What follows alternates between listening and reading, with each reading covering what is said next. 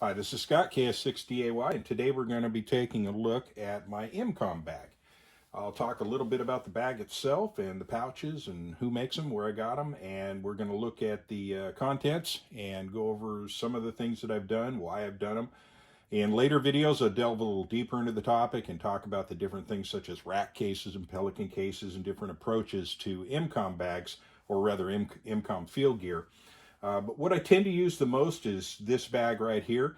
This is a newer version of a bag that I used for many, many years. And the bag itself is a Spectre Gear 1199 bag. The radio pouches and the utility pouches are also Spectre Gear products. This is a GP1 utility pouch. And of course, radio pouches sized out for the radios that go in them. Full disclosure, Spectre Gear is my company.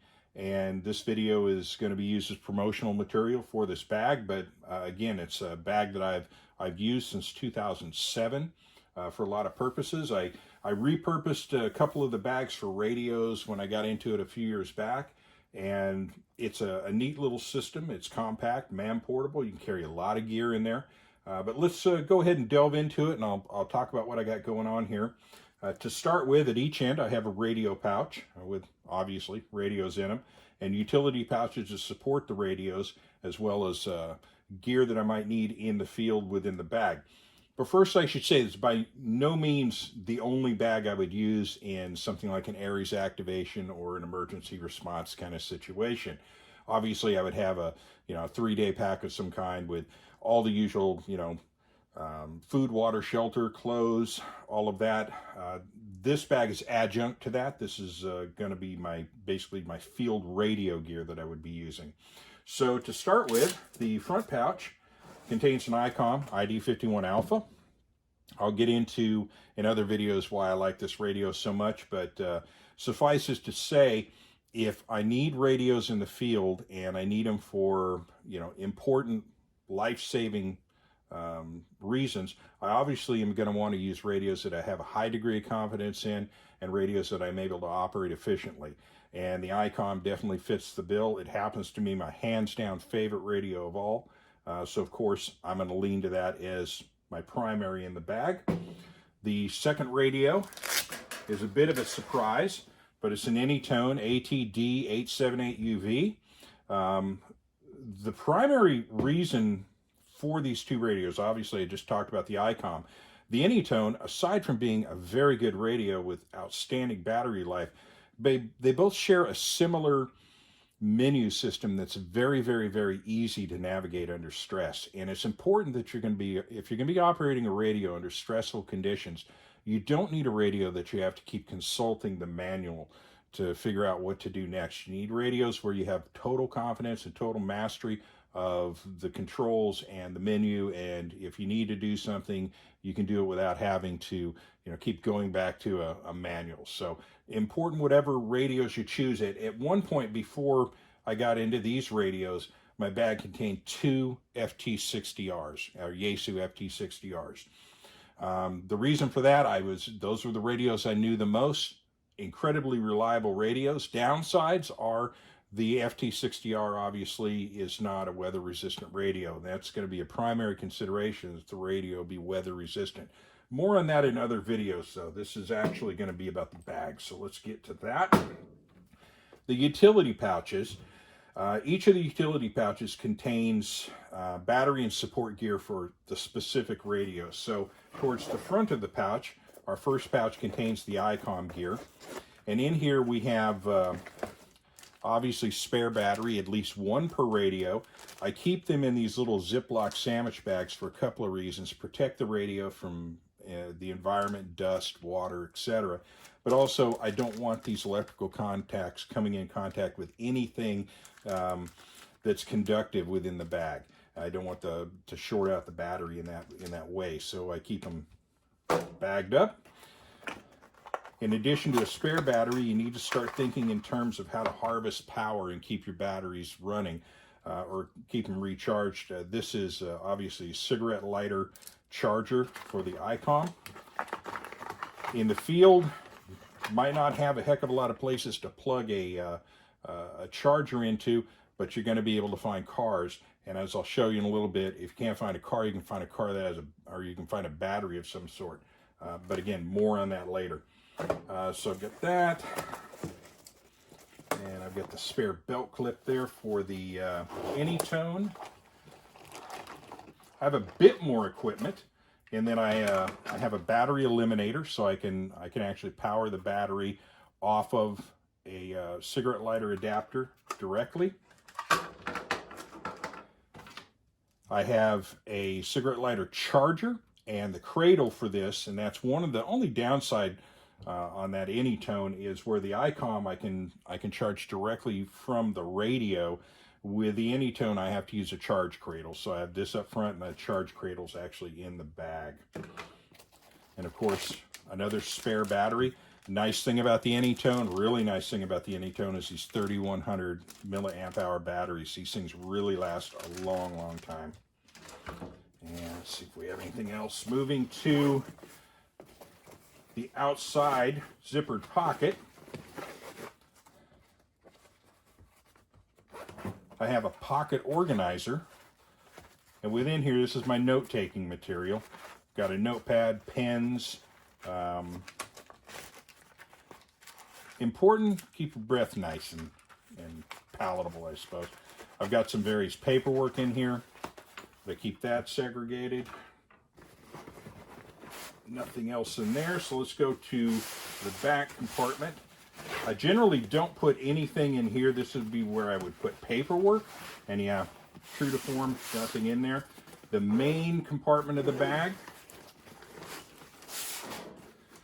Pulling out first, I've got a set of compact foldable Bushnell binoculars. Important that you have some means of extending your vision, or rather your focal point. Lost for the words on that one, but you're going to be tasked with observing and reporting things. And you're going to, of course, report things that you hear, but you may have to report things that you need to see. And being able to see at a distance is important. So at least having a compact set of binoculars. I have an additional set of binoculars, a full size, that I take into the field if I can. And keep in mind, this isn't the only, I don't just grab this and go out the door. If it's something that who knows, I could get involved in a lot of weird stuff. I'm going to enhance this. But generally, this is the bare bones stuff that I would need going out the door. And honestly, where I use this bag most often is club events. Most radio clubs will do things like provide radio communications for things like fun runs and charity events and things like this. We do the farm show. A bag like this just as important for a circumstance such as that. Aries activations are few and very, very far in between. If I'm going camping, of course, this bag goes with me. In a lot of different places it goes. So again, the idea being having a man-portable bag that you can take out into the field, drag all your stuff around, and keep it organized. But do keep in mind, I would pack a ton of extra stuff, but this is the basics. So going in here, we have, start yanking the stuff out. It's packed in, as you can see, fairly tightly. Try to organize it as best as possible. Got some paracord. You never know if you might have to, lash something up. This helps if you're trying to get an antenna up into a tree. Also important, I have a poncho, USGI camouflage poncho. The idea here is if you are in a situation where it's raining, and raining a lot, and if you think in terms of things like Aries and Skywarn and operations like that, weather is going to be an issue. And, I have it good out here in California. We don't get a lot of extreme weather, but there are going to be people watching this that are going to be in hurricane country that are nodding their heads vigorously at this point. Got to be able to protect yourself from the rain. I have a poncho in this bag, just in the event, if it's something as simple as a fun run, I can at least get this on me and cover up my gear. But I can use that in conjunction with a paracord, and I can actually form myself a shelter if need be, and get myself out of the rain so I can operate. Moving beyond that, a little bit of a signaling kit and a light kit. This is a nifty little thing that I got, and it's designed to hold a chem light. As a matter of fact, I have a chem light in here right now that's expended. But the idea being, if you need to shut that down, it gives you the ability to do so, and then you can actually rotate this and it'll bring the chem light out into view, and you can shine it. Also has a place where you can clip it on to, I've actually never clipped it onto anything, but you have a clip on it as well, and you can tie paracord through it and suspend it. And of course, within this pouch, 2 chem lights. And one other little item is something for signaling. In the event that you are in some kind of situation where you're in a remote spot and you need to get a signal out, and it's night, of course, we've got a GI issue strobe light. The IR would be useless in this environment, but that's an IR shield. But this thing is kind of amazing for getting someone's attention. You flick that on. During daytime, you're kind of stuck. I suppose you could pop some smoke if that's legal in your area, but having some ability to signal outside of radio to someone is helpful, especially to aircraft, because you may not have interoperability between your radio and them. Now we move to another GP1 pouch that I just have through in here as a spare. This has a number of little items in here. I've got electrical tape. I've got a multi-tool. And of course, these little things contain all kinds of adapters in the event that I had to rig up an antenna or I was able to patch into someone else's antenna. One thing that is missing from the bag that you'll note is I don't have something such as a roll-up J-pole, and I'll tell you why on that one. I've tried some of the roll-up J-poles, and they work, but I'm not exactly filled with confidence in their durability. I've actually successfully broken a couple of them. I'm looking for something that's a little bit more durable and field portable. More on that later, because I'm going to be getting into antenna design here fairly soon, and I'm going to be experimenting with some different options. But again, just a lot of little adapters, BNC to SMA, etc. You never know what you might have to patch into, and having these is pretty handy in the field. So set that aside, toss that up there, make some more room. Next, extender mic for the Anytone, and I keep using the term extender mic. That's an old law enforcement term, and I'm falling back on my old habits. Speaker mic for the Anytone.